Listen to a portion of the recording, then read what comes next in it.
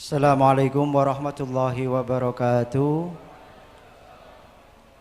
Bismillahirrahmanirrahim. Hamdan wa syukran lillah, salatan wa tasliman li rasulillah, ma ba'du. Hadratil muhtaramin, segenap pengasuh Pondok Pesantren Darussalam Blok Agung yang kami hormati Bapak DRS Ansori selaku Kepala Balai Litbang Semarang, Kepala Balai Litbang Agama Semarang. Ini kalau intonasinya dan komanya salah menjadi tidak enak didengar, Pak ya. Berikut dengan jajarannya yang kami hormati, juga yang kami hormati para pemateri pada acara diseminasi. Yang pertama Bapak Agus Iswanto SSMA M.Hum. Yang kedua Saudara Bapak Zainul Mun'im MA. Yang kami hormati segenap sivitas akademika Institut Agama Islam Darussalam Blok Agung, yang kami hormati para peserta. Alhamdulillah pada hari ini kita dikumpulkan di Blok Agung ini, tepatnya ini di kampus 1 Institut Agama Islam Darussalam Blok Agung, karena kita punya 2 kampus. Yang pertama di sini, yang kedua ada sekitar jaraknya 1 kilo dari sini. Di sana kita sedang merencanakan pembangunan. Alhamdulillah sudah ada sebagian gedung yang bisa kita gunakan, dan keselanjutannya insya Allah mohon barokah doanya, mudah-mudahan tahun 2023 kita sudah mengajukan perubahan status dari institut menjadi universitas.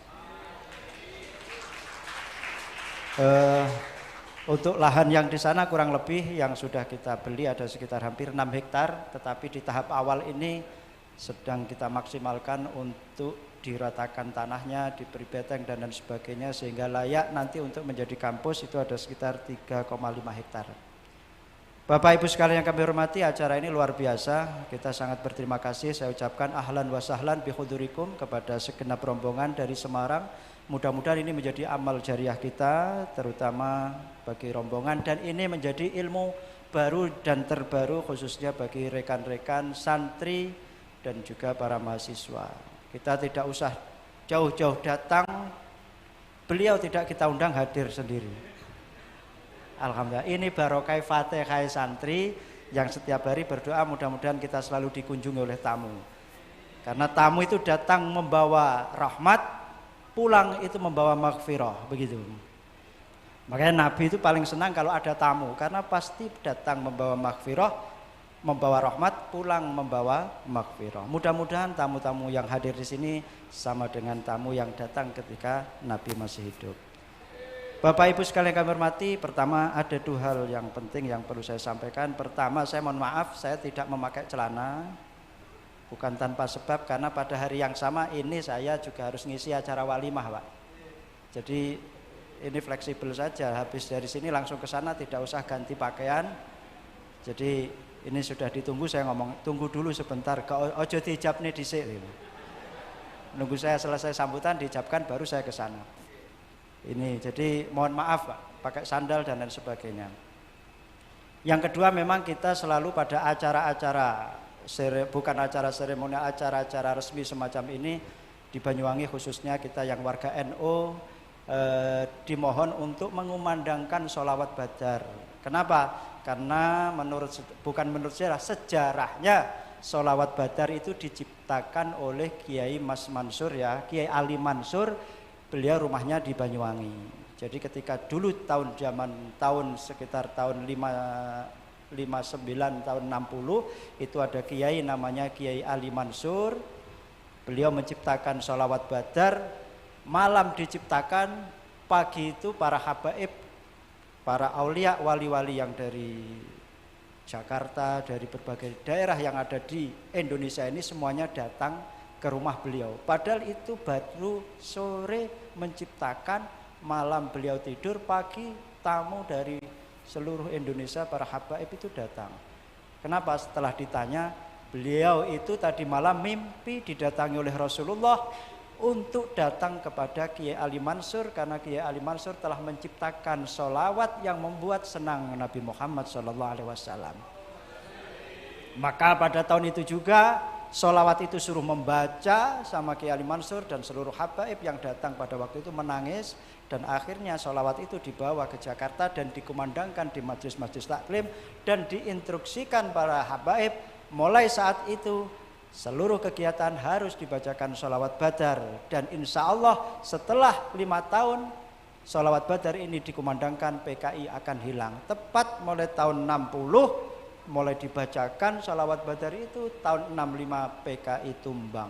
Maka sekarang tidak ada PKI yang secara nyata dan konkret, tapi akidah dan juga pemikiran para PKI insya Allah masih ada. Maka selalu kita kumandangkan sholawat badar supaya mereka tidak bisa masuk di Indonesia lagi. Jadi ceritanya begitu Pak, sholawat badar. Maka Banyuwangi ini sekarang menjadi bumi sholawat badar.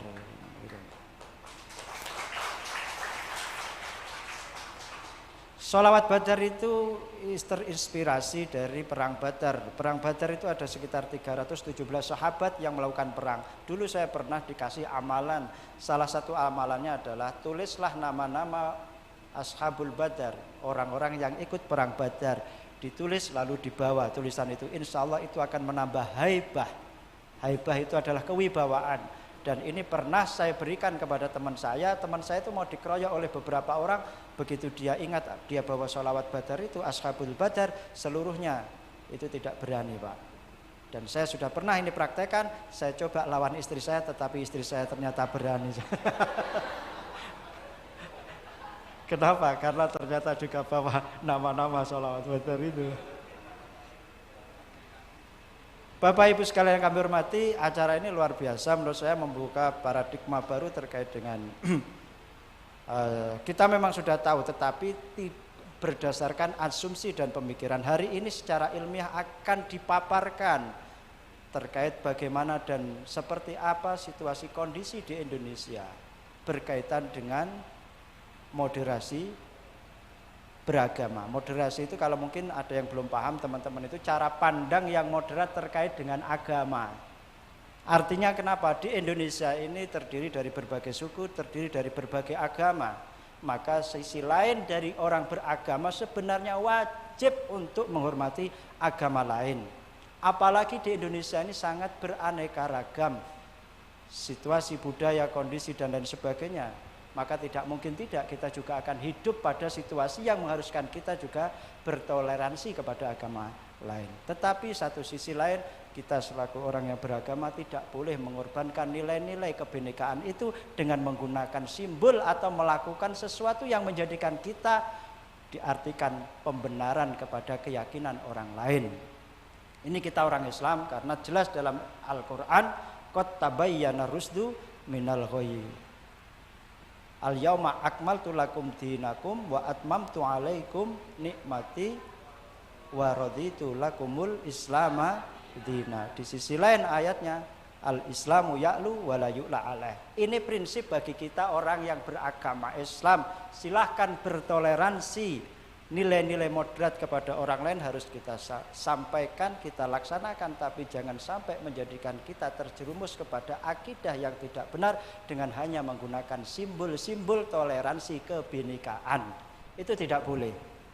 Nabi menghormati orang lain. Ada seorang yang bernama Abdullah bin Ubay bin Salul di Madinah. Ini adalah orang Islam yang sangat munafik. Munafik itu fi asfaliterki finnar fi asfaliter, wis paling ngisor. Dadi sak ngisor-ngisore neraka iku dudu wong kafir tapi wong munafik. Artinya apa? Secara zahir dia Islam tapi secara batin dia tidak Islam.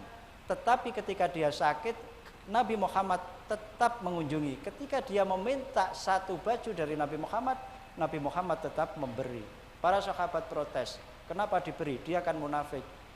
Seberapapun saya memberi nilai keberkahan yang ada pada saya, ketika dia tidak beriman, maka itu tidak akan menjadikan perubahan kepada derajat dia ketika di akhirat. Tetapi sisi lain, positif nilai hablum minan nasnya tetap terjaga, tetapi orientasi bahwasanya kita harus secara vertikal menganggap agama kita paling benar dengan tidak melakukan hal yang menjadikan kita tergelincir kepada pembenaran agama lain, itu juga harus tetap dibawa.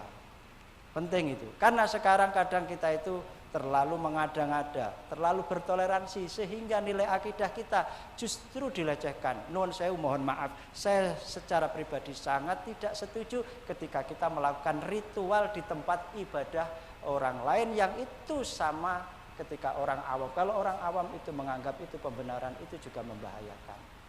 Karena kita masuk kepada tempat yang bukan ibadah kita, itu secara teori agama makruh.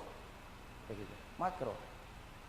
Maka daripada itu moderasi dalam beragama Islam itu harus dijunjung tinggi, tetapi bagaimana kita tetap menjaga nilai-nilai akidah, keimanan kita supaya tetap terjaga.